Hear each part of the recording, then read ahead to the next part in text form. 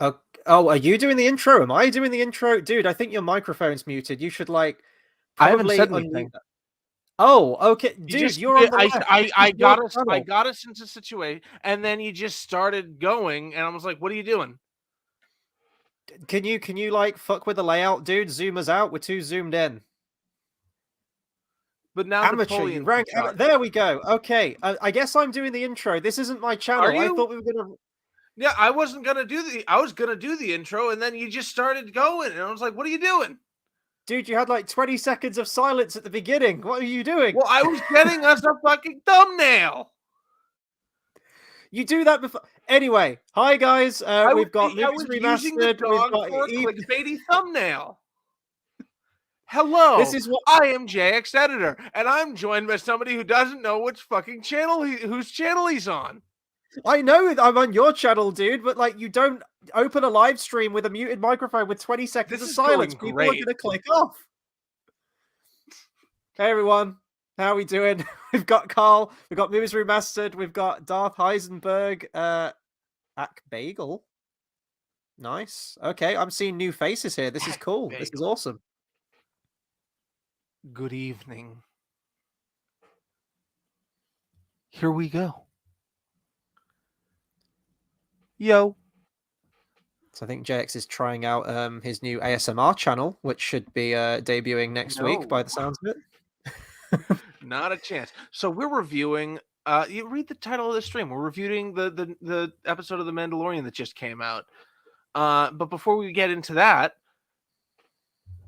Chris, where can people find you? When I have a working computer and able to stream again on my own channel, you can find me at my YouTube channel, The Hobbit Fan Editor. I'm sure there's links in the description or wherever. Go and give me a subscribe, give me a follow, all of that cool stuff. I would very much appreciate it. As of late, we've been talking about all of the Mandalorian episodes, but when we get some new big movies coming out, in fact, I think we were actually talking about maybe doing a review for Dungeons and Dragons at some point, you yourself being a Dungeons and Dragons player and me not being a Dungeons and Dragons player. I thought it'd be the perfect couple to do Review movies, a review on that. So that should hopefully be coming in a week or so. And there's a new Evil Dead movie on the way, so I'll be talking about that soon. So I'm just a guy who talks movies and occasionally, very occasionally, uploads fan edits of stuff. Currently working on a sequel trilogy or planning a sequel trilogy edit. I think that's all the preamble for me.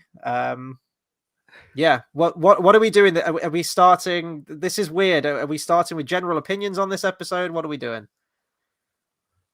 Carl Roberts says much better this week. Now, are I you mean, referring to the format of this episode of the review, or are you talking about the Mandalorian? Because I agree on both sides. I mean, what's the red letter media expression? I prefer not seeing blood in my urine, but I mean, last week was a particular low point, as I mentioned last week. Not just in Mandalorian history, but in Star Wars history. Having Jack Black and Lizzo or Lizzo, whatever the hell her name is, in an episode of The Mandalorian, and in Star Wars canon now, was surreal, out of place, tonally inconsistent, and just the worst aspects of Disney Star Wars exemplified on screen for me. And I mean, to me, this series is already done. This is 7 out of 8. This very, very close to the end. I will echo Carl's sentiments in saying that this was a better episode than last week, but name me an episode that wasn't. I do have notes on tonight's episode, by the way. I do, because there's a lot of dumb shit that still happens in this episode, which I will get to when we get to it. But yeah, I guess in terms of his comment, probably was a better episode than last week. Who's skipping? Is he skipping or am I skipping?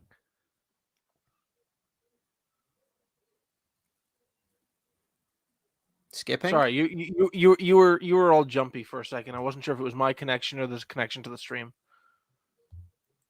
Anyway, I'm not sure. Like my video's okay on this end, but I'm not sure. I guess people can sound off in the comments if my video's not.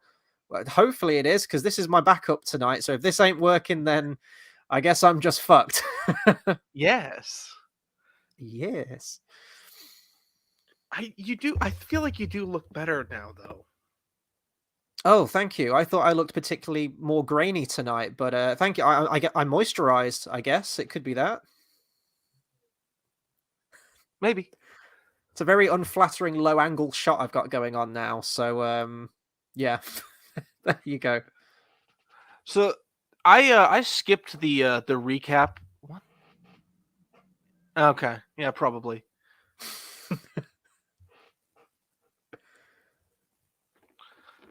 I skipped the recap because I feel like the recap last week gave way too much away. So I never really what can pay much you? attention to them, in all honesty, the previously ons. Yeah, you mentioned before we went live that you skipped it this week, but really it just showed a bunch of stuff from the Coruscant episode with the guy getting lobotomized, saying that Butch Lady had set him up.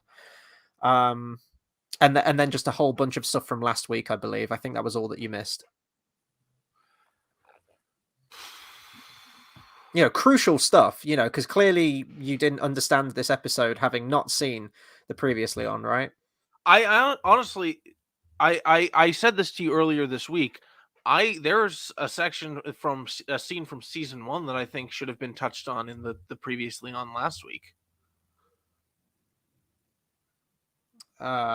Which was Quill, what's the name of the Ugnaught? oh Queel, yeah, yeah, Him knowing who saying, he was. if you trust me, you trust this droid. Hmm. Or trust this droid if you trust. Ooh, it's fire weather. Sorry, I had just got an alert.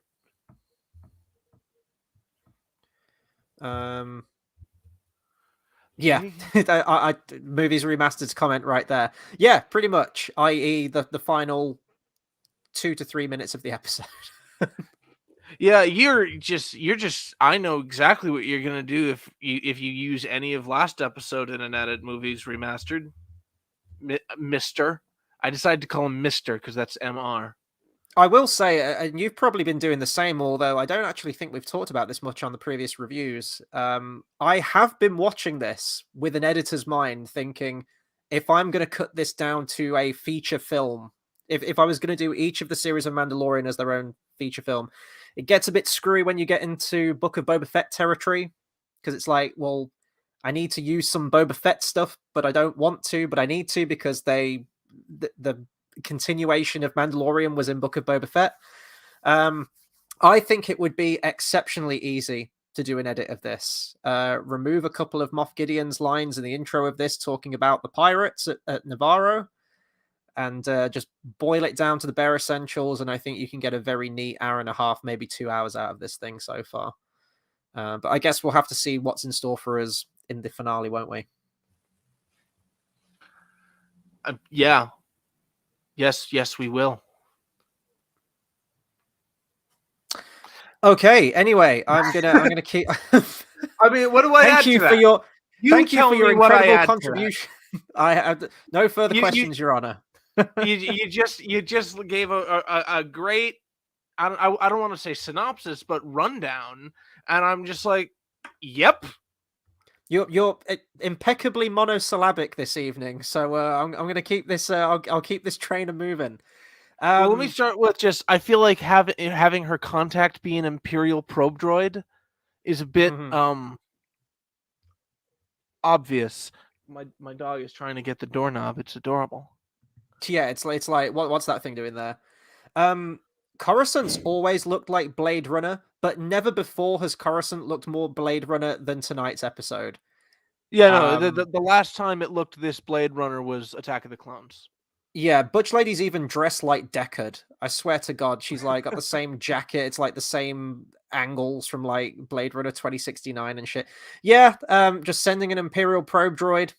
I'm sure Unless Coruscant's they full of use droids, those. but it's a particularly imposing looking droid to rock up, isn't it? Given the ramifications of what those droids were used for and how well known they are to the zeitgeist and the general population at this point. Yeah. That actually never even occurred to me. That wasn't in my notes, but that's an excellent point, by the way. Also, I noticed something editing wise when it cut to like live action, not hologram Gideon. Mm-hmm. I feel like the angle of her compared to him she should have been turned more this way, but because they just used the shot from before, she was more facing this way. Mm. I don't know if you saw that. I didn't see that. I'd have to take a look at that again. I didn't really focus on that, I must admit. But I trust your judgment with that stuff because you edit all the time, so you can pick up on stuff like that. I actually have a note before this, and I think this is probably more on the previously on, but this note will crop up again later. In fact, I think I've even mentioned this on previous reviews that we've done. Why haven't any of the Mandos already taken up immediate residence on Mandalore? As soon as Mando came back and said, "Yep, it ain't poisonous," why aren't they like pitching up camp there? Now you could argue maybe they're going, "Oh well, there could be more Morlocks there and weird cyborg things that want to take your blood or whatever." But okay, they get reinforcements. There's like 20 more of them tops. It's No, I like the think residents of Navarro. Navarro's got like 30 residents. And when no, they no, get no, like all no, their no, no, Mandos on no. board, there's like a Chris, handful of them still. Chris, there are enough of them to crew a light Imperial cruiser. That's Oh, like that's several thousand. okay. Why don't they go straight to Mandalore then? Because we And what? don't have that many suits of armor, Chris. Props can only make so many. And also they say like we're leading a strike team to establish a perimeter, then and only then will we send the rest down. Because again, we don't have the props department doesn't have that many suits of armor. So we're gonna stay in Desert Cave where we constantly get attacked by dinosaur turtles and pterodactyls who carry away our children, but then we forget that we have the children and we never mention them ever again since that episode, by the way, because there's a huge character moment here where you think talk of his son probably would come back into it in some way, and it never does, rendering the pterodactyl episode even more pointless than it already was. Wait, Anyway, sorry, what was that? I'm Vizsla. What do you mean? When would Vizsla mention his son today? I'm not really. Oh, I don't know. Isn't there like a huge world-ending moment involving Vizsla, and you think that he would at least mention his son at some point during this episode? Oh, so you're saying because spoiler, because Vizsla died, he should have mentioned his son this episode. Well, he just seals himself out there and goes, "Go, save yourselves." Not one fucking mention of his son. You think that would have cropped up? Okay, I guess I could. Yeah, I don't know what would you like? What would a Mandalorian say? Like, tell my son I love him? No, he wouldn't. Well, just fucking something. So far, we've known that the child is his son in one sentence. He's not fussed about saving him until he gets to the pterodactyl nest, and then he's like, "My son." It's like you waited all night. You pitched up camp waiting for this pterodactyl. Well, I don't even know if they knew it was there or not, but he only mentions that it's his son when they get to the actual bird's nest. You think there would have been a conversation about that at some point? He would have talked to someone. He would have said, like, "Look, I'm going up there myself. It's my son. I'm going to get him back." But it's a huge pivotal character moment in today's episode, and not mentioned or any. I don't even think we've seen his son since that episode, to be honest. So I don't know. It's weird that it wasn't mentioned to me. No, yeah. We've got a few comments, by the way. I don't know if you want to. Let's start with Carl Roberts says, "Only thing I didn't like was the pirate ship, but thought the rest was solid. When Huck mentioned Project Necromancer, was he talking about Starkiller Base from The Force Awakens? Do you honestly think that's what he was talking about, Carl?" Palpatine, right? Yeah. It's Project Necromancer. Sorry, he forgot the R, and then I was like, did I get it wrong? I keep wanting to say it's Snoke, but Palpatine made Snoke. So what came first, the chicken or the egg? It's Palpatine, isn't it? Palpatine came first, Snoke followed. Apparently. Yeah, no. Because, all roads lead to the sequel trilogy, regrettably. But there we go. It doesn't even... all roads lead to the Rise of Skywalker now. Oh, can you bring up Movies Remastered's next comment after Carl's? Because I I'm was already thinking over that same thing when I was watching this. Because that was definitely on the table, wasn't it? That I think the original show that was planned was like a Coruscant, or I might be mistaking the game. What was it? That was a game. 113 or 1313 or something. I That one. know they were going to do something set in the Coruscant underworld, and it was either the game or it was a TV show that George Lucas was planning way kind of around the 1313, it was time a when he game. was selling the rights, I think. I 1313 know there was was a there was game. concept art with it as well, wasn't there? I think if I cast my mind back many There were, years like, now, I trailers swear and they shit. released some concept art from it. There was, like, Or there was like a gameplay. fan film that was released that people thought was actual footage, and Oh, no, you're thinking of some footage that was, like, test footage of something else. Of, like, it was called, like, Coruscant Underworld or something. that I was don't know. it. That Yeah. one, I know somebody who used that footage in their Kenobi edit for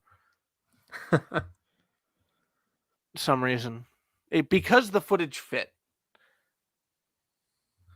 Next comment is the fact that He's got a point. Darth Eisenberg's got a point.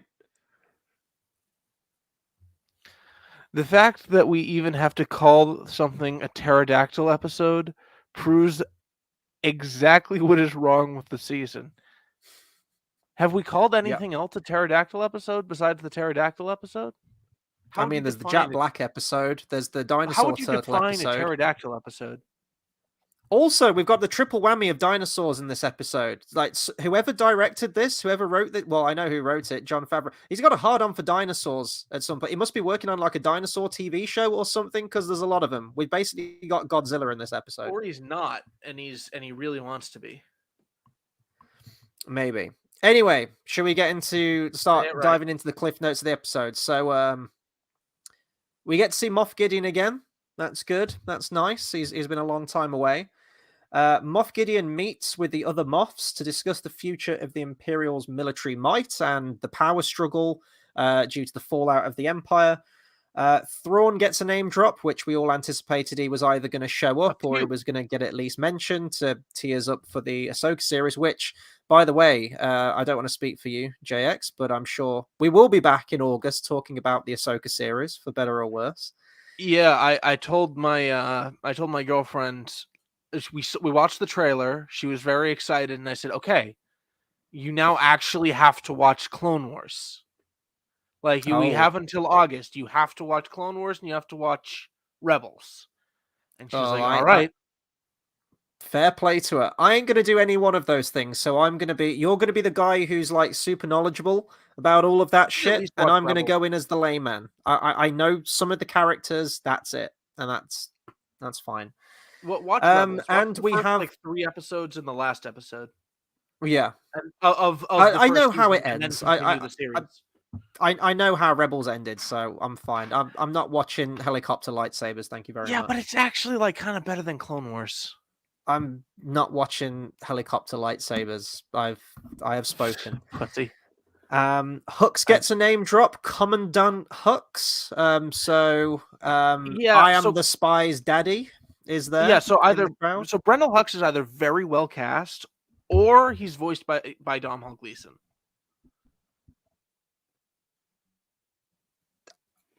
Are you there?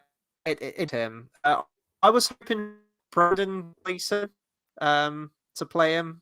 I know but he probably wouldn't have worked, but I know Disney likes its de-aging technology. There we go. Okay. Sorry, I was just getting a lag spike. I was just saying I expected that. Yeah. We are having some problems again, aren't we? It ain't me. It ain't my internet. My internet be fine. See, I'm really curious as to, are you caught up with me? Am I holding my hand up right now? Say you are holding your hand up. Yes, you're holding your hand up right now. Yeah. Okay, good. Because I'm just like, there have been times on the other stream when on your channel when it's just like you're talking to me like 20 seconds ago, and I'm like, This sounds like a you problem. This sounds like a you problem. Anyway, It, Domhnall we're in Gleeson. this I was together. expecting it to be his likeness. It wasn't. It was a new dude who did sound like Domhnall Gleeson. So whether it was dubbed, I don't think it was dubbed. I think it was just a very good impression. But yeah, there we go. He was there, reminding us once again that the spectre, the looming spectre of the sequel trilogy, is right around the corner. And no matter how many articles or videos that you see, to the contrary, that Disney are planning some Elseworld series where they're going to wipe the sequel trilogy from canon and have it be in the world between worlds as a Oh, okay, parallel cool. reality. Nope, we're getting Daisy Ridley movie, and we've got Hooks, we've got Project Necromancer, and we've got Praetorian Guards. So The Last Jedi is on its way, and we can't do anything about that. Oh, right on. Okay, that checks out. That would explain why he sounds like that. Sorry, I was going to. Okay, yeah. So the genie doctor getting lobotomized. Mm-hmm. You talked about how it didn't make sense to kill him, and I was like, well, there are a number of reasons that it could be. Turns out it was neither. It was not any of those reasons. They're just Gideon was doing like side projects and didn't want him alive. Yeah, To be like, I did side projects for Gideon.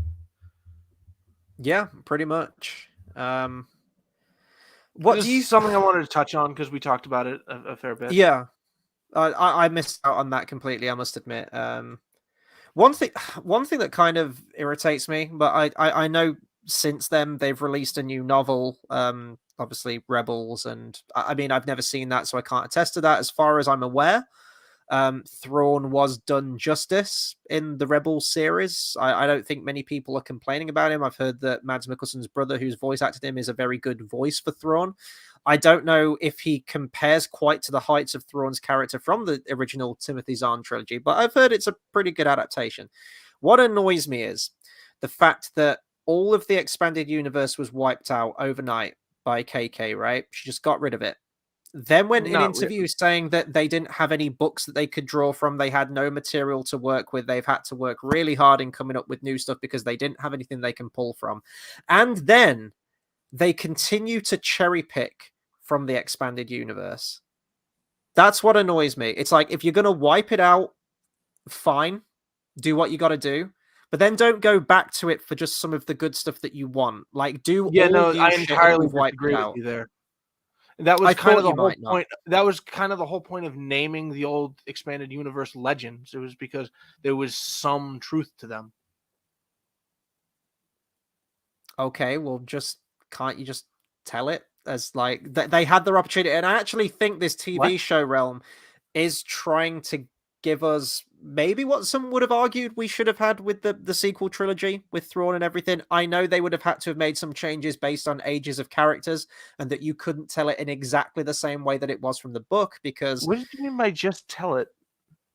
just do the fucking stories that were from the page. You'd have to make some tweaks. I'm No, not saying they're you so wouldn't, but fucking 80s. you have to There's make like an some evil tweaks, is wizard what in I a just said. castle. It's Hmm? yeah, no, just make they're making the tweaks, but Hey, you'd but the love it, thing is dude, because it means confining hot yourself chocolate. to a story that's already been written. You'd love it, dude, because it would mean hot chocolate's canon in Star Wars. You don't know that actually it already is in the realm of the Oh yeah, it's books. in one of the books. Yeah, it's in one of the other books. Anyway, that's just my point. It's just like, if you're Also, gonna wipe it just out, children play with connector blocks. I'm just saying, I think if you're gonna wipe something out and make a point of it, then just fucking stick to it. Don't be like jumping back and cherry picking and going, oh well, actually no, we're gonna take Yeah, that, no, we're I gonna think that's retell it, but really just in an stupid what you're inferior suggesting. way. It's just no, just have at it. Yeah, I Praetorian think that's Guards get a really name dumb. drop initially at this point in the episode, and the spectre of that awfully choreographed fight scene raises its head once again, which I will be bringing up later on. And I just put, yeah, those Praetorian Guards really worked out in the end, didn't they? Getting instantly wasted with disappearing weapons when characters are wearing plot armor. Wonderful.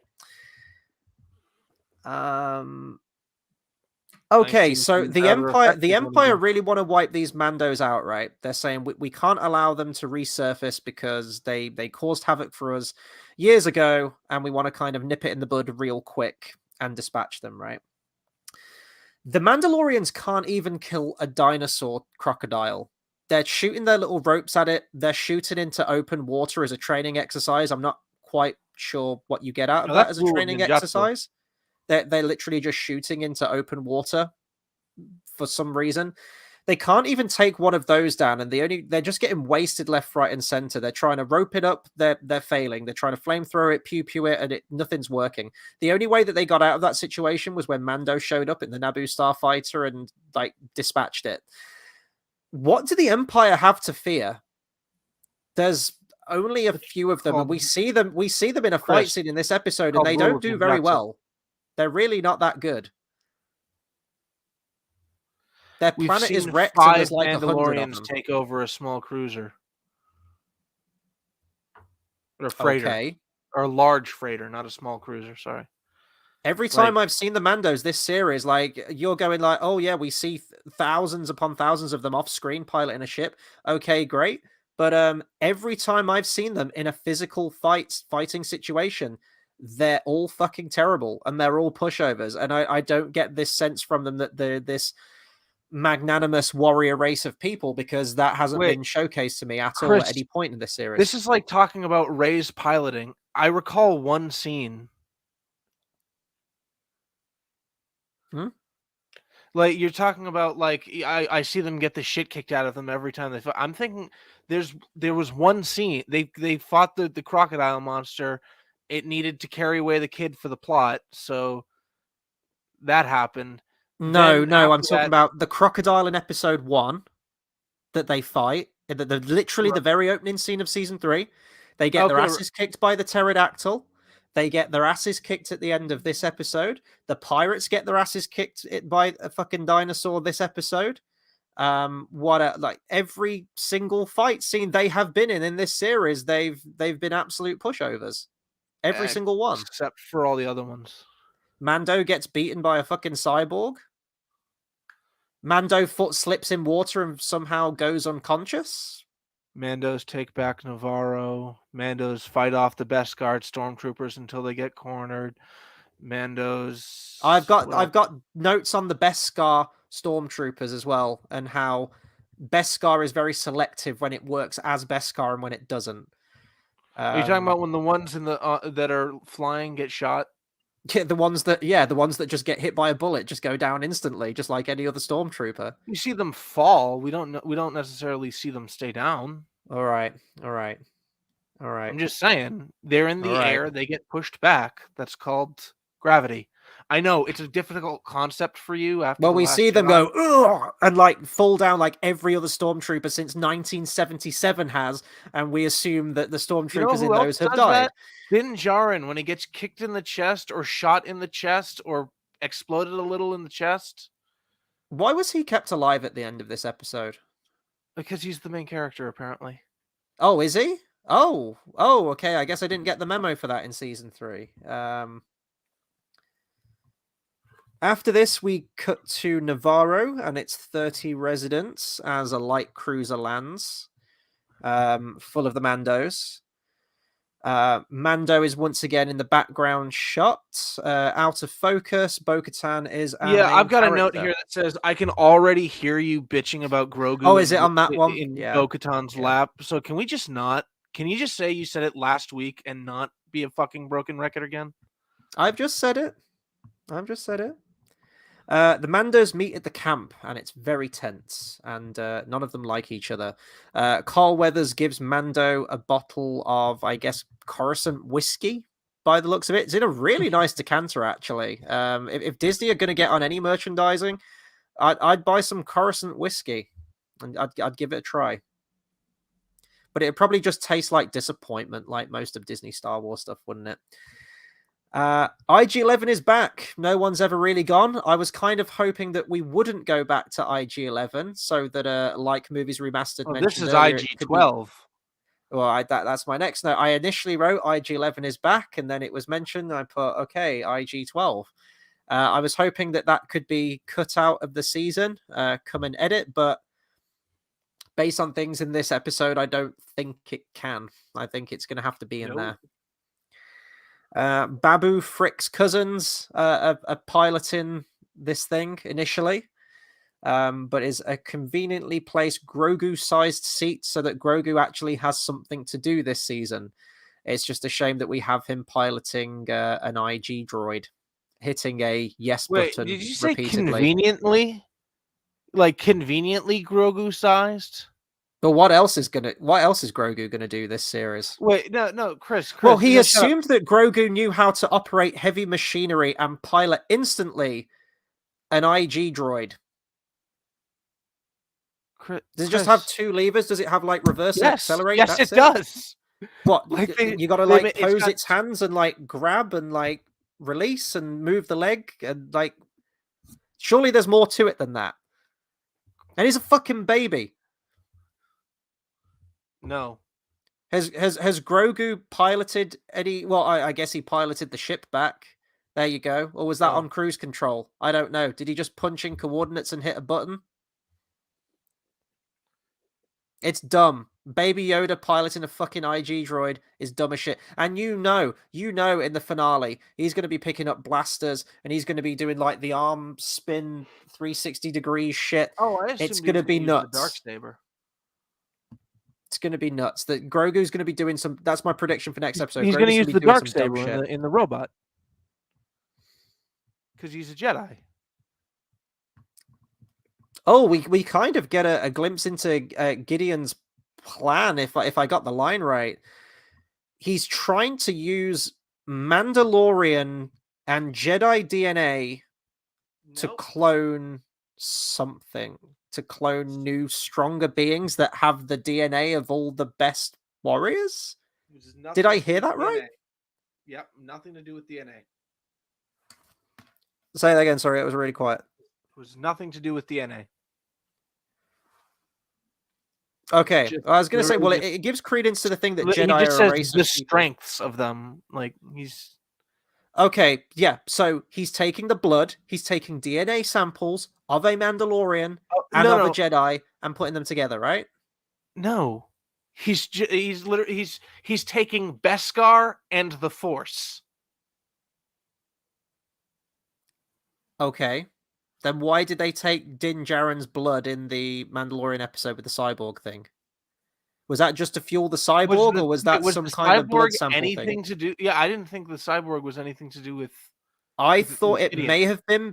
I thought it may have been because taking blood seems to be something that the Imperials have been doing since season 1. I thought that was just a thing. Yeah, but he seemed to be living off of the blood. Who else was there for him to take the blood of? Who was that fucking cyborg Other Mandalorians, dude. Like what do you mean? Who was there? We see him capture. We see Mandalorian helmets on the ground. We see other Mandalorians on Mandalore this episode. They've been dead for like years, though, haven't they? They went into the catacombs and never came back. Okay, sure. Okay, we'll go with that.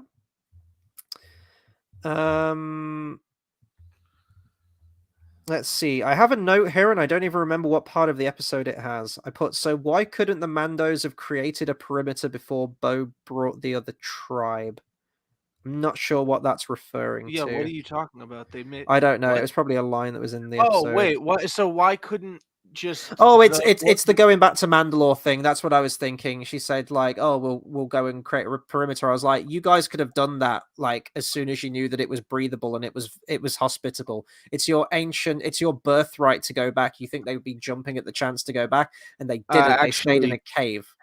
Actually, as according to Din Djarin, the Darksaber, the station's not important. That I would assume the planet isn't really that important, considering that even Din Djarin, when it was first mentioned in the series, like, that planet is cursed. I don't think the Order of the Watch really gave a shit about Mandalore as a planet. The Mandalorians didn't care about Mandalore despite constantly keep going on about it, knowing there's a mythosaur there, knowing it's their ancient, like, birthright to go back there. They're destined to go back there and repopulate it. Wait. You just said knowing there's a mythosaur there, so you're saying, just knowing there's a mythosaur there, you understand the mythosaur being there was the catalyst for them being directed to go there, right? Like that, they didn't know about the mythosaur until. Listen, the Mandalorians don't go back to Mandalore because they believe it's poisonous, it's been nuked, it's radioactive, it's all of this stuff, right? It's been razed to the fucking ground. No Cursed, as one they thinks said. to go and check that being a fact, though, which I remember bringing up in episode 1 and 2 being really weird that no one's at least confirmed that or at least tried to. Mando goes there, brings proof that the place is fine. They've been there. The water is they went there and it's not poisonous. It's breathable. It's habitable. He relays this information instantly to the knowledge of all the other Mandos, and not a one of them immediately goes, right, let's get back there. Let's go. What are we waiting for? None of them. They stay in a cave and get continually attacked by dinosaurs. And now she says, okay, well, we'll go and create a You said perimeter not a on one of Mandalore. It's them. like you could have done that The episodes leader. ago. They have a leader, dummy. Oh, so the And blacksmith, also, I guess, wasn't the notice, leader of them, or Din wasn't the leader of them when he had the saber initially. Like they could have just gone oh no, back there not instantly. again. No, dude, he straight up says none of my people care about the dark saber. Nobody Okay, well, if they followed don't care Din, about the saber, then they can still go back to Mandalore. Then but they don't what's the give a problem? shit. What's stopping Dude, them? because their leader is the armorer. And the armorer said, "We'll go to Mandalore when our people are what's the word? Reunited? Back. Yeah, that's the one. I was like, I'm back just saying, together. you could start the work. You could, and then Chris. It's the root of terrible, terrible criticism to ask yourself, what could it's the root of great fan editing and terrible criticism to say what else could this have been. No, I'm saying this is objectively bad written character motivation. They wanted to go back to Mandalore. He comes back. He was the canary that went down the mine shaft and proved that it wasn't poisonous. They should all instantly go there. Up that they wanted to go back to Mandalore. They talk about it non-stop, dude. You're also making that up. I fucking check it. Fucking go back. Then what's the point? What's the point? What do you mean, Why are they going back to Mandalore now then? What's the point? Because if they don't give a shit, have them stay in the dinosaur cave. Simple. Armorer is superstitious. Armorer heard mythosaur on Mandalore. Time to take people back to Mandalore. It's as simple as that. Which she heard about episodes ago. So go. And she heard about it episodes ago, and then the next episode was like, I've been thinking we should do this. Are you suggesting that she should have right off the bat suggested they go to a fucking desolate wasteland alone, as opposed to when staying there on was the a current desolate possibility of wasteland they're on? getting thousands of reinforcements? Hey, Why would they do that? Hey, I'd rather go to a desolate wasteland than be picked off by a fucking pterodactyl every single day, because they say that they make mention that pterodactyl has picked off a bunch of their clan before. Probably 10 of them died during the dinosaur attack alone. I fail to see what these two things have to do with each other. Like, yes, Field of Dreams. If you build it, they will come. One does not Start mean building. they should have gone. They should not have stayed around that pterodactyl that they didn't stay around, because they moved. Does not mean they should have preemptively gone to Mandalore. Those two things are utterly unrelated. Hey, I'm just saying, in The Hobbit, when the dwarves hear that Erebor's unguarded, that they fucking go there straight away. They don't dilly-dally. They don't go, oh, we don't give a shit about it anymore. We haven't got a leader. Fuck it. Would it have been? Okay, so the Mandos land on Mandalore. I've put, what is Din's goal here? He still really doesn't have one. If you want to say that, okay, this series should be called The Mandalorians, which I think you mentioned last week. This season should have just been like a mini series, like Book of Boba Fett, just called The Mandalorians. Okay, or hell, if you wanted to do a spin-off on Bo-Katan, that's fair enough, but at least be transparent about it. But just fundamentally, Din has no goal this series. Going into the finale, I don't know what his end goal is. I don't know what he has learned from this series. I I don't know what he doesn't have a character. This whole series in 8 episodes is just really frustrating to me. He's just constantly in the background, kind of observe. He's like a Jack Sparrow like character. How Jack Sparrow doesn't really have any stake in the actual plot that's happening. He's more of an observer that gets whisked along for the ride. That works for the character of Jack Sparrow. You haven't done that with Din Djarin. Din Djarin's been very crucial and kind of our focal character throughout series 1 and 2. Through more or less every single episode, we're on his adventure. His story was kind of complete at the end of season 2, and I think they knew that. We knew that season 3 was probably going to go into the history of the Mandalorians and him coming to terms with being a reluctant leader, a reluctant hero, someone who's just been a bounty hunter most of his life and hasn't really thought much about anything. Now is suddenly a leader of people. He's like fucking Moses. And they have done that, but not pertaining to his character. So it's unfortunate. There's been a drastic drop of quality, and I think just having that bait and switch without changing the name of the show or being very clear about that right from the off is probably one of the biggest problems of this series. I don't think this series has been well written at all, and I think a lot of that is down to the lack of character in Mando. I guess at that point, I don't know what point of the episode that, well, apparently when they landed on Mandalore, it just became really apparent to me. You just see him kind of like walking at the back of the group, not really being present, not really, not really doing all that much, really. I don't know, it's frustrating to me. Speaking of Pirates of the Caribbean, we've got Pirates of the Mandalorian coming up next. So, speaking of the Mandalorian's character, I have a note here that says, Din pledging service was a great character moment for Bo, and that I know you're going to bitch about. Actually, I mean, I don't like the shift in focus of him as the main character, but I will say it's probably the only fucking scene of actual character and conversation we've had this whole series, so I'll take it. It's the only time where the show's actually like slowed down a little bit and actually let a conversation breathe between two characters. So whilst I don't like the fact that the shift in focus, as I've just mentioned multiple times, I did like there was actually a single scene of character in this whole series. It needs more scenes like that, please. All right. Oh, that wasn't the reaction you were expecting there, was it? Sorry to disappoint. No, I'm just trying to find, because I'll be honest, you've just kind of been going on for a while, so I kind of need to find the notes I have actually already done. Well, Pirates is my next thing, so back to the end of the first scene. Clever bringing the Mandalorians to Navarro right after the "Long Live the Empire" line.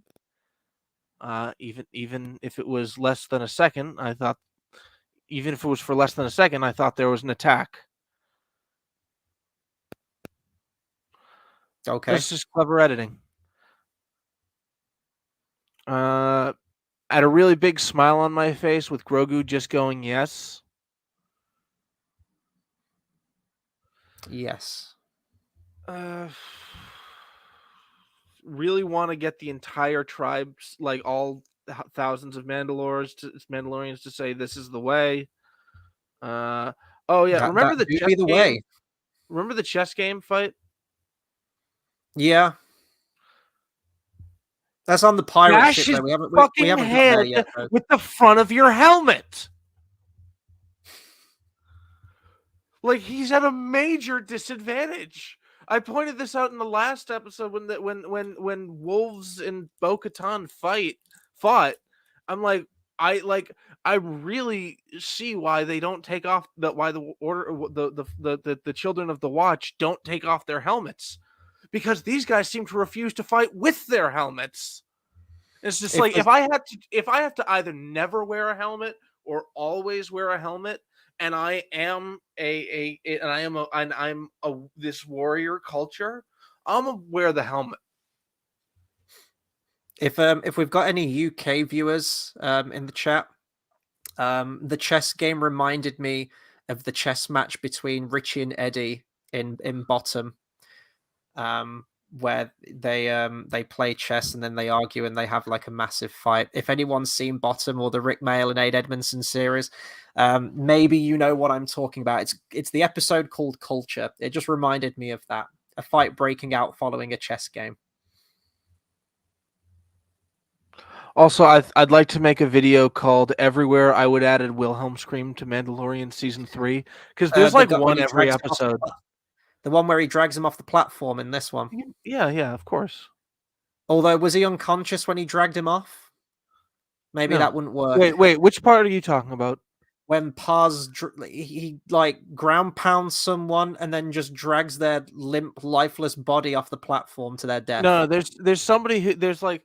At first, I was thinking there's like where a part where two guys get thrown off a platform or fall off of a platform, and I was like, okay, I would put it there, and that's when I wrote the note. And then just a little bit later, there was another one that was just perfect. I think we need to do it over a main character's death. I think we need to do the whole Thrain treatment from Desolation of Smaug Extended Edition. I think we need to put it over Par Vizsla's death. Interesting. But just like a really slow, elongated, pained one. By the way, is he still Jon Favreau? Well, going from Pedro Pascal, who's like has been quoted as one of the highest paid voice actors at the moment, it wouldn't surprise me if Favreau's just sitting on the sidelines and just doing the voice in post. You just got to get any but kind he's of still the burly voice chunky because guy. he sounded less Favreau recently. He's still. I'm pretty sure he's still Favreau. I mean, what's Favreau's excuse if he doesn't do it? Yeah, honestly. Well, honestly, I just didn't want to find out that this was actually a different guy. Mm. Oh, That it movies turns out. remastered. I have been paying attention to all of your comments, by the way. I concur with each and every one of them. All right. Also, I told you in a previous review, Gideon would have a helmet. Mm-hmm. Was not expecting it to be Mandalorian. Yeah, it's weird. But then he needs FaceTime and he takes it off, so it's all good. But he probably will be wearing it for the final throwdown, I imagine, next week. Oh, well, I mean, stunt double. And then what's going to happen? Is he going to escape? Be like, time to abandon ship, and this will be the third time that he's escaped the scene. I've got a feeling he might actually die, perhaps, because maybe they'll need to like get him gone to then set up the throne for the this film apparently that's meant to be coming out. I don't know if we're going to get a fourth series of The Mandalorian before they do that Filoni culmination film that they're talking about that's going to wrap up Ahsoka's story and Din's story and everything, or if that is going to be 3 seasons and a movie type situation. Because if that's the case, I think they're probably going to save Thrawn for the movie, and they'll probably get rid of Gideon because I guess he's just baggage at that point. Did Gideon like get away in season 1? I feel like he just kind of survived. Well, he got shot down in the TIE fighter, didn't he? And then just revealed the dark saber at the end. And Yeah, then he the just next time happened we to see survive him, that. we only see him at the very end of season 2, don't we? Or did he crop up midway through season 2? I've got a feeling he's got a habit of only showing up for the last 2 episodes because he's an expensive actor. He shows up in the episode in Bo-Katan's first episode. So episode 3. I was like midway through 4, I think it was, wasn't it? It was 3 On because the fish planet, the fishing village episode planet. 2 is the Ice frog. spiders. Yeah. Yeah.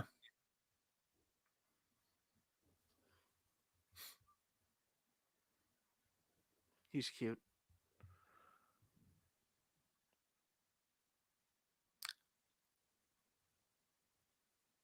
Have you concluded your notes, or I'm waiting?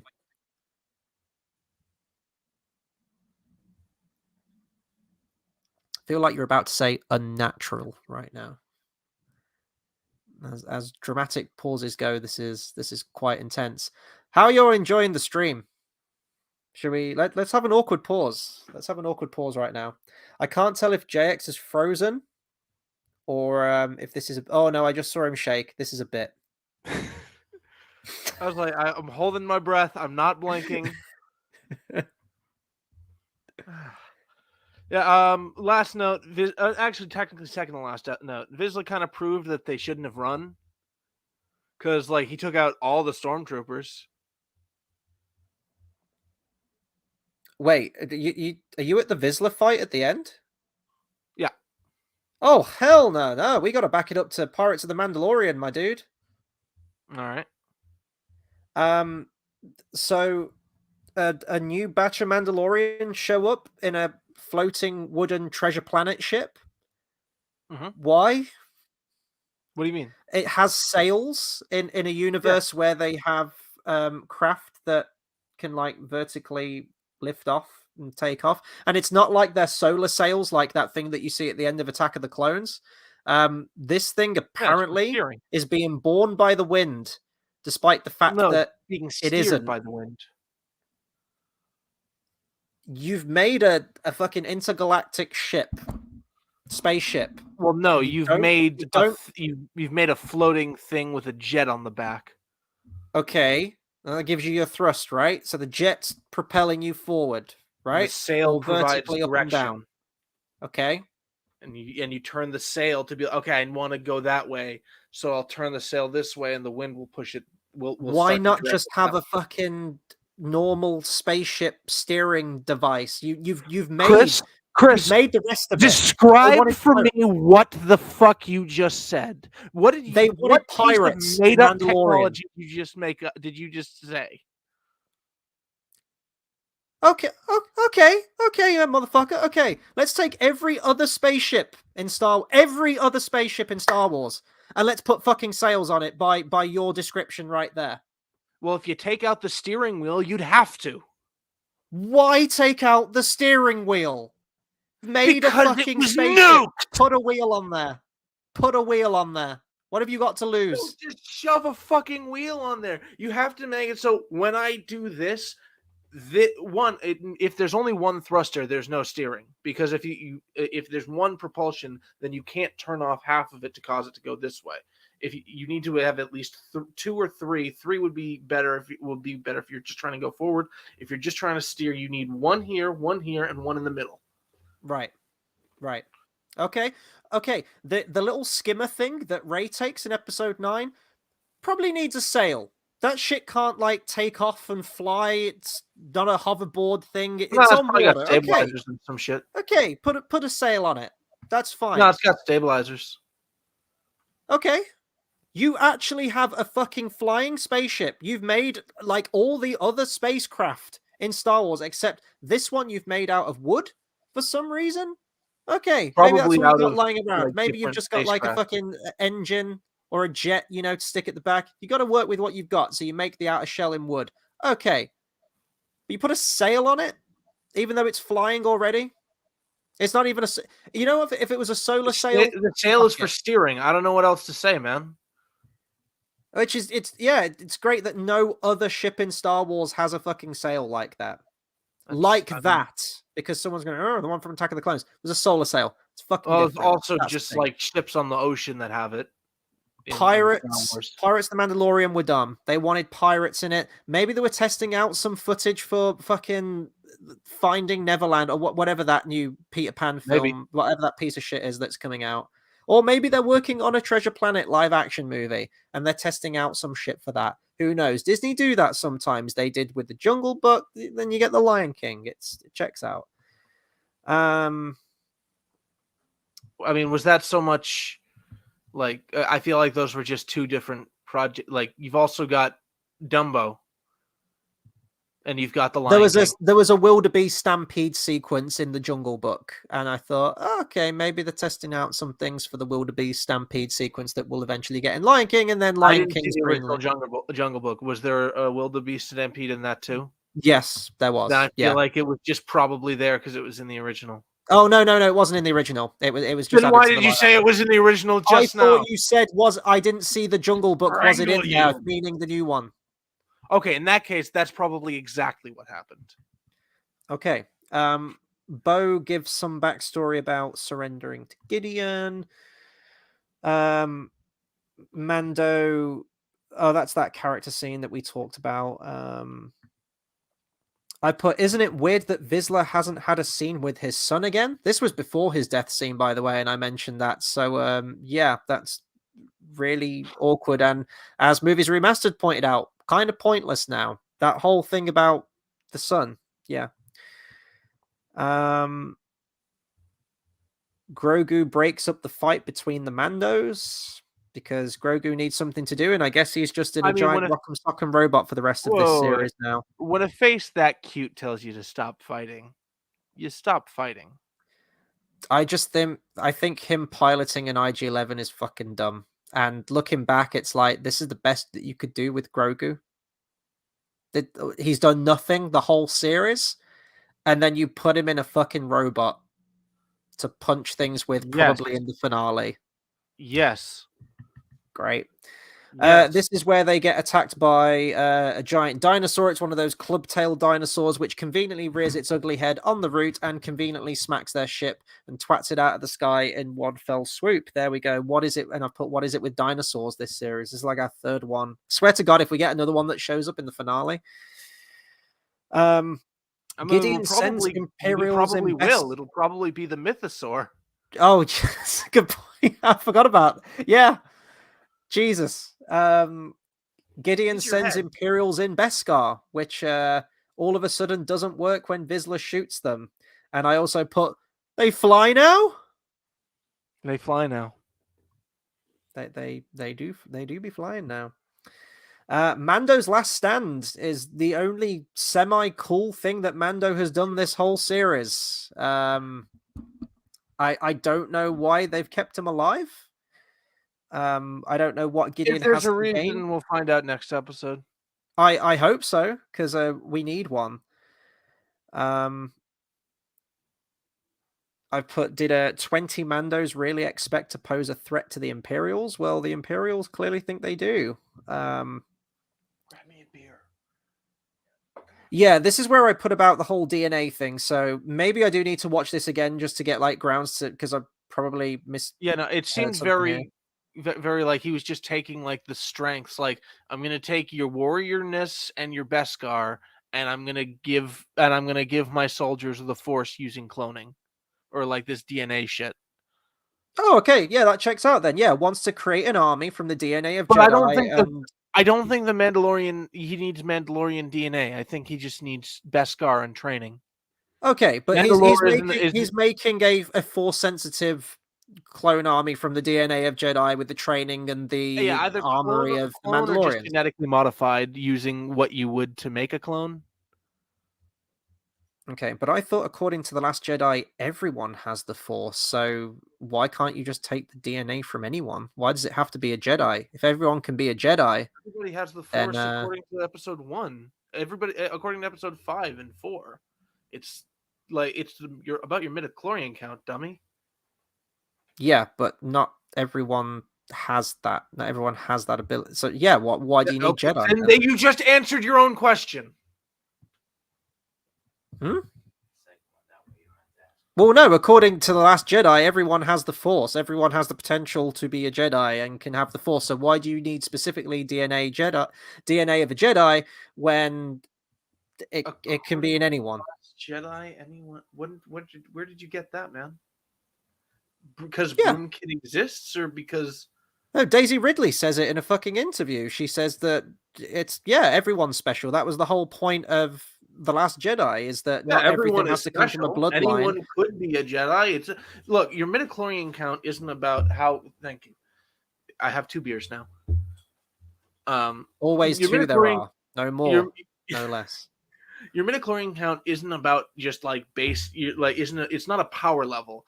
It's about how wide, like, the door is openable by anyone, but your midichlorian count determines how wide the door is already open. Okay, but there's still a door that's open for everyone. That's openable. Okay. I'm sure if he took his soldiers, gave them years of force training, they might get kind of better. So If he infused them with a high midichlorian count blood type, said same training over the course of months would yield greater effects. But Palpatine cloning himself produces a son who isn't force sensitive, but then produces a granddaughter who is force sensitive. Yes, apparently. So you could take Grogu's blood and clone it somehow, or take the properties from it. It'd be really hilarious if, like, there's just the doors open and there's these huge, like, silhouetted shadows of these emerging soldiers walking out, and then the shadows get smaller and smaller, and then he's just got like an army of gremlin like evil Grogus because he's taken Grogu's DNA of his species. That was just a joke from Shrek. You just took the entrance of Lord Farquaad and multiplied it. I thought he just shows up. There's no like silhouette that gets smaller. Am I thinking of something else? I swear that like the door opens and there's like a big tall shadow with his like top half, and then he walks. Yeah, no, he does, and then he walks into frame, and then he takes off that little fucking bread guy's legs. I know that bit. Yeah, I know that that's his first scene, but I didn't remember an elongated shadow. Starts off. Actually, no. It's not a shadow thing. It's just like at no point is it overtly clear he's short until we actually. It's when he approaches the table and the table has to be lowered, isn't it? Yeah, something like that. Or I think you might get a peek at it when he walks by a knight. Because he walks in and he starts laughing, and then he walks up to the table, and the table comes up to here, and he's like, and the table has to be lowered. Oh, okay. See, I haven't seen Shrek in a while, but we're on the same page here. Yeah. Okay. Shrek manifesto, which the will Mandos be in get Andor's sealed pocket till the day he dies. The Mandos get sealed in that room. They close the blast doors, and they get locked in. And then there's like a two-way mirror thing that comes down in front, and they're all trapped in. And Bo's trying really hard, damn it. That was just class. Okay, she's trying really hard, damn it, to like help them, and she's like tapping her gun like, I'll harm you, and she's like tapping the glass, and it's not working. It's not working. If only she had a weapon that could cut through something like that. I was thinking the same thing. I was just like, put a pin in that. Let's put a pin in that. So Mando's trying to. Why put a pin in it? She uses it later to cut open the door. Because she's a fucking coward. That's why. She's a fucking coward. Or maybe she forgot it. Somehow she forgot she had it. Mando gets apprehended. He gets rope-a-doped, and it's the only semi-cool scene of Mando doing anything this series. Would have been nice to see more of this. And he gets apprehended and not killed for some reason, despite the fact that all the other Mandos are getting gunned down left, right, and center. And right after this, Par Vizsla gets killed as well. So I don't know why Din's kept alive, because he is just kind of he's nothing special. He's a no-name Mando. I hope we get an explanation in the next episode, because if it is literally just we're capturing him and he escapes and he gets away again, that's absolutely pointless. Just the show has a history of doing things that cause people to be like, there was no reason for this, and then it's just there's a reason that's just explained later. That is something we need an explanation for. I will say that though. Yeah. Then Par goes, "No, I will fight to the last man," and he tries to have like a Boromir type moment. No longer. Yeah. He says like, "Save the dream." Pretty much. It's almost. I swear to God, it's almost like a line, almost exactly like Saw Gerrera's, and it was right in this scene where I thought, you have a son, and the reason that I jumped back to this was because I don't have. You never watched Lost, I don't think. You see, this is why it was important for me to clarify that I don't have a son, because you said you had a son and you were like pointing, and I'm like, I know you're talking about the character. I don't know why I said that. I'm very tired. Then you said you haven't watched Lost, and so I'm just like, okay, we're using the same word, but we're talking about two different yous. This is going to get even more confusing now because the character in Lost I'm about to talk about is actually called Sun. So this is just going to get all more I'm leaving. levels of confusion.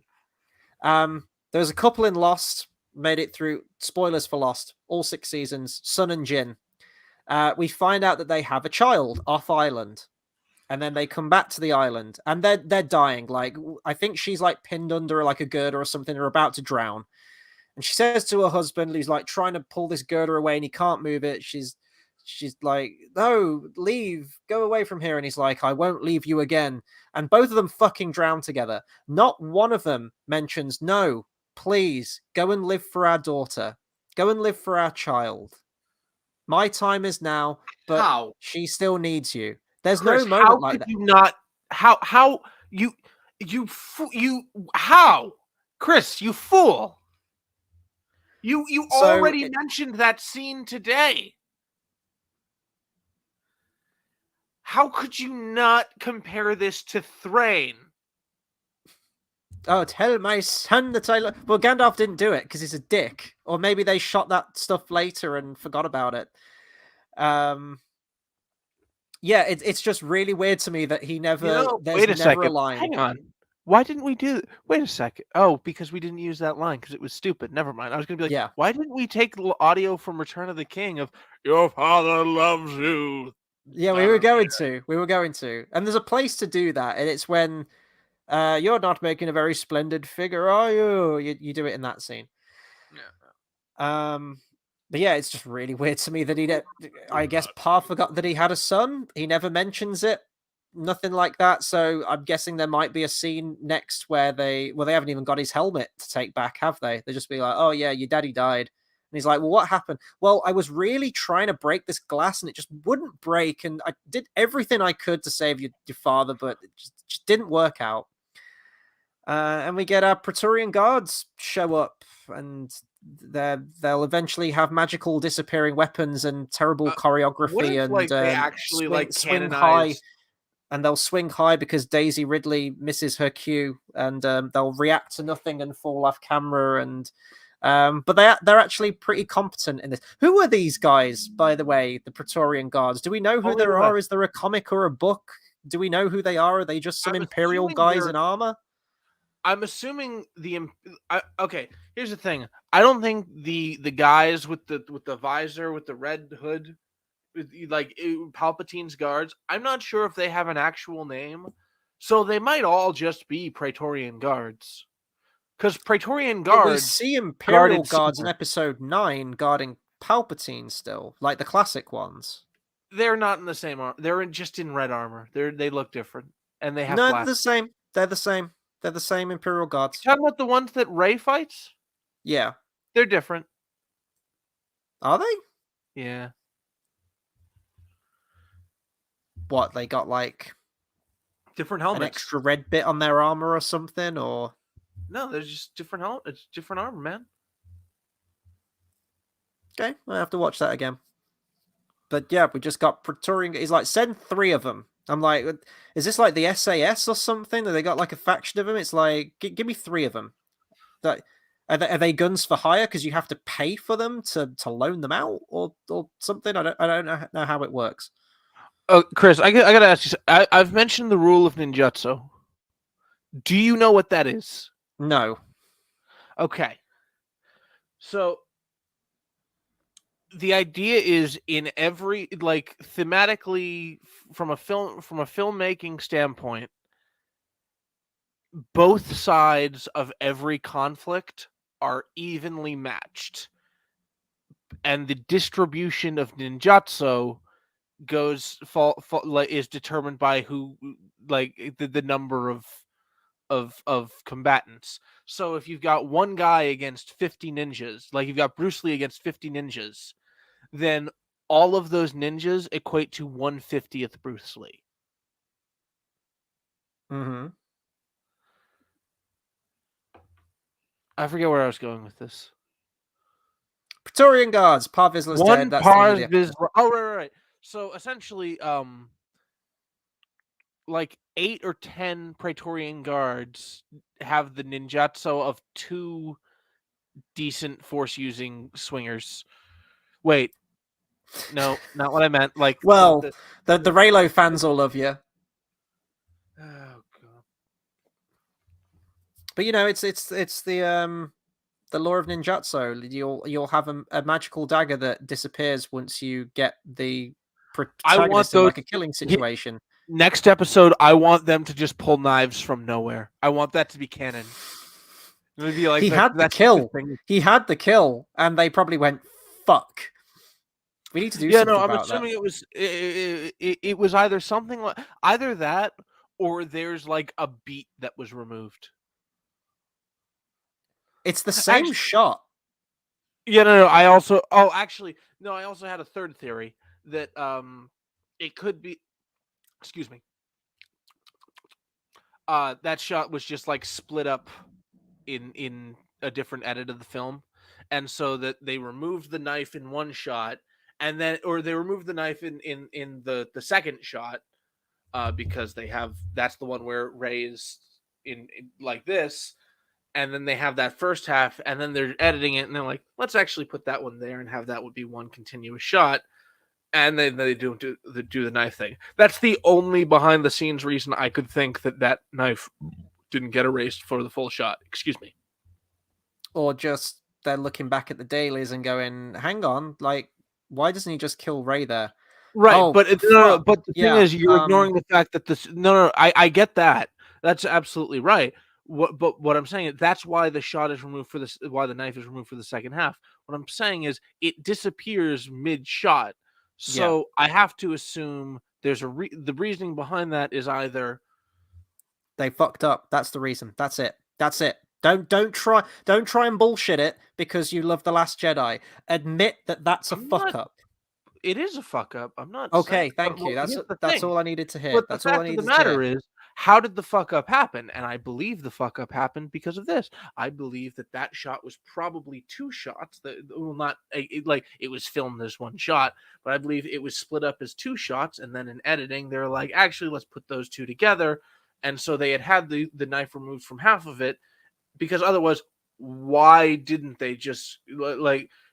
How did that fuck up happen? Is really the only Exactly. Exactly. and Poor. I'm Yeah, assuming it's poor. this is how that like this is how the sequence of events that I can see leading to that. I think they just needed to Because keep the Ray fact of the alive, matter and is, that's you why they can just bitch all removed you it. want. It was a competent team of filmmakers creating these films. Like they knew what they were doing. And if with a fuck up like that, yeah, bring more beer. Alrighty. Dude, well, I brought your dog for a walk, by the way. He pissed, you didn't, you go number two. Cheers, man. What's up, Floyd? Should I just grab two more? I'll need him. I am getting more beer now. So that's all the notes I got, and this takes us into our finale. Do you have any finale speculation? No. Same. I'm guessing Din's probably going to have another fight with old Moff Gideon. No. Bo is gonna have a fight with Moff Gideon. No, you didn't let me finish. I think that Din's going to have a fight with Moff Gideon, but then Bo's going to come in with the kill. She's already set up the whole thing about surrendering to Moff Gideon, so they've got beef with each other. Or they could just go the whole bait and switch and just have Mando in chains the whole Mando in chains. And just have him be a prisoner and be completely passive during the entire finale, and have Baby Yoda doing crazy robot executions in IG-11, pressing yes constantly because apparently that's funny. And Bo will kill Gideon, and they will get back to Mandalore, and they will start setting up a place. Final shot of the episode is going to be something to do with Thrawn, I guarantee, or someone will probably communicate with him, and it will be him from behind. You won't see his face, but you'll see the like Admiral's armor, and you'll know who it is. They'll set up for that, no doubt. And that will probably be it. I imagine that's going to be our glorious finale. Oh, Then the edit begins. I just want to the the council of moths or imperial officers, whatever we want to. It's not a council of moths because they're not moths, but it's the closest thing we'll ever get. Yeah, Uh, yeah, so let's just call it yeah. that. One of the actors I really hope is like in Ahsoka or something. I don't know his name off the top of my head, but he was really good in the show Turn. He played Which guy was it? he was the overweight one with Oh yeah, semi-dark skin and a beard. yeah. I know who He you mean. played Robert Rogers, I believe is his name, who was one of the Queen's Rangers during the American Revolution until he defected and started Robert's Rangers for the Americans. That's that. I didn't finish the show. I'm assuming that I just know that that historically that happens. I don't know how it goes down in the show. Cool. Yeah, that's all I got on this. Actually, speaking of that show, I just want to throw this out. Don't ever, if you're watching a historical show, don't look up the history because you're gonna find out that the asshole character lives a long life, and you're gonna stop watching. Well, as long as it's entertaining, historical accuracy be damned. I'm all for that. There's a lot of entertaining films and whatnot that's not historically accurate at all. Braveheart, Hobbit, Pocahontas, to name but a few. The Hobbit. Anyway, yeah, that's all I've got. I'd be interested to see what edits people come out with this. Obviously, you've got to keep it with plot central stuff. My final note. Your final note. Good episode. Well, it was a better episode in that it was holy shit. This actually focuses on plot, like actual plot.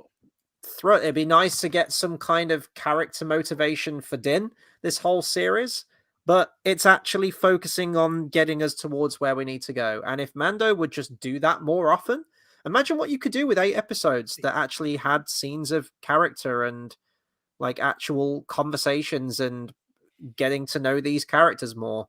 You could have a wonderful series on your hands, but that's kind of been my gripe for even series 1 and series 2 of Mando is that you really only need maybe 2.5 episodes worth of stuff to tell the story that it's telling, and then there's just a lot of filler, and there's been a lot of filler this series. It's not filler, it's serial. And yeah, I mean, there's been a massive drop off in reviews and viewership.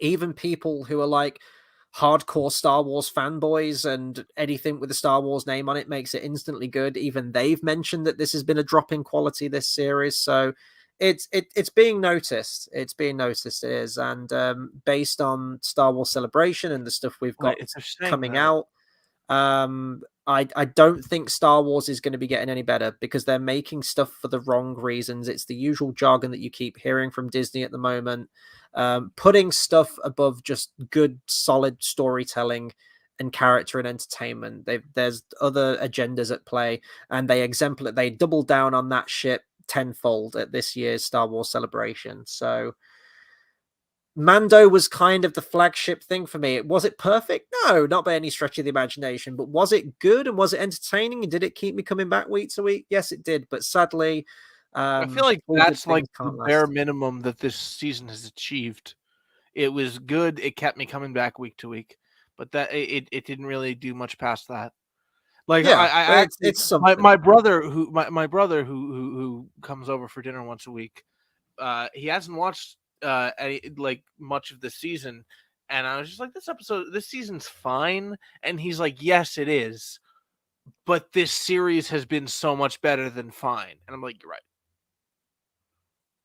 Yeah, this is. I mean, I wouldn't even say this is fine. Like you talk about how half the season is always filler. It's not so much it's serial, and that's like what Star Wars is.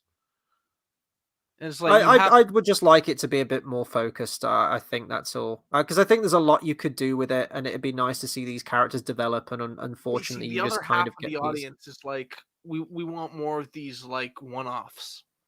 Great, let's get Jet Black back and Let's see if his schedule's But free. no, Let's he's get him already back. had this one-off. That you've just proven that that's not what a one-off is. Who else have we got then? Who else can we get? Let's Danny see. DeVito. Nicki Minaj. There we go. Nicki Minaj and Danny DeVito. Let's get them together in an episode. Let's not give Disney too many ideas. I'm sure they've got plenty of good ones coming up for us. Is it a problem? But I don't know what Nicki Minaj looks or sounds like. Oh, I mean, she wouldn't need any makeup or prosthetics. She already looks like a goddamn alien. That's probably mean. Shame. I don't know what she looks or sounds like though, so I that's all I can really say to that. It's very fortunate. That means that you'll be able to sleep soundly tonight. So yeah, I want to say a big thank you to you tonight for hosting this review on your channel. You came in clutch because I didn't know what to do. My computer is currently in the workshop for the second time, and I don't think it's going to make it out of it. I think they're going to probably call me up tomorrow and ask me, do I have their permission to turn the live support off? I think it's gone. So it will be a new computer probably, and I will be moving hard drives. Whether that's going to be an instant purchase or whether I'm going to have to wait a little bit, I'm unsure at the moment. But the fact is, I hopefully, fingers crossed, touch wood, will have a working computer next week, which means that the finale will be back on my channel. But I do want to say just a massive thank you again to JX for bailing me out of the shit, and that we still got to do this tonight, because a lot of stuff did happen in tonight's episode, and I think it would have been a shame to leave it. So the show must go on. The show did go on, and it's great to see a bunch of people who I haven't seen in the chat before. So yeah, thank you for everyone who commented along and tuned in, I guess.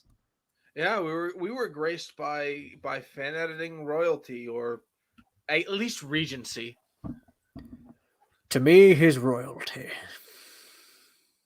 Was that an attempt at It was more Sean Connery, wasn't it? I guess. You're right. That was quite Sean Connery. But oh God, what's his name? I'm blanking. Max von Sydow. Max von Sydow. Yeah, no, I was thinking of Stellan Skarsgård, and I'm like, that's not right. I know who that is. I know who that is. Now to sign us out, I brought the clickbait back. Oh.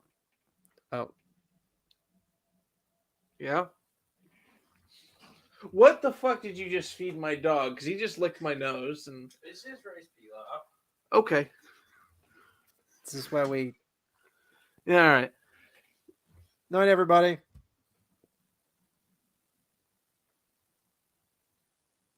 All right. Just because the thumbnail can be either at the beginning or the end. Anyway, bye, Annie.